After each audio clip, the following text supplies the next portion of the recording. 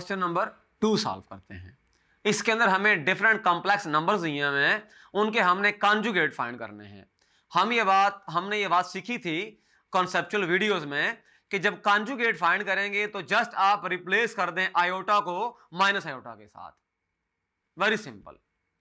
Part number 1 solve करेंगे। यहां देखें हमारे पास कॉम्प्लेक्स नंबर दिया हुआ है 2 + 3 आयोटा, तो इसका जो कॉन्जुगेट होगा वो हो जाएगा 2 - 3 आयोटा।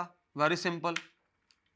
पार्ट नंबर 2 के अंदर देखें हमारे पास 3 - 5 आयोटा है, इसका जो कॉन्जुगेट होगा रिप्लेस कर दें -5 को माइनस आयोटा को प्लस आयोटा के साथ, तो 3 + 5 आयोटा आ जाएगा।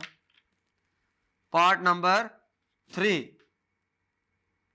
अच्छा सिर्फ माइनस आयोटा दिया हुआ है तो इसका जो कॉन्जुगेट होगा प्लस आयोटा हो जाएगा। पार्ट नंबर 4, -3 + 4 आयोटा गिवन है, तो इस वाले के सिंबल चेंज कर दें तो -3 - 4 आयोटा जो है इसका कॉन्जुगेट बन जाएगा। पार्ट नंबर 5 देखें जरा, -4 माइनस आयोटा है तो इसका जो कॉन्जुगेट होगा -4 + आयोटा आ जाएगा।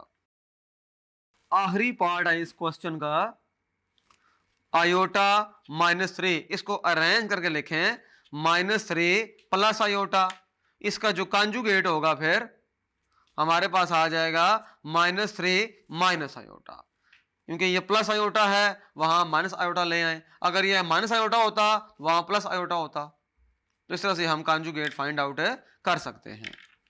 अगर हमारे पास कॉम्प्लेक्स नंबर है x + आयोटा y, तो जो कॉन्जुगेट होगा x - आयोटा y होगा, और अगर ऑलरेडी ये x - आयोटा y है तो फिर x + आयोटा y इसका कॉन्जुगेट होगा।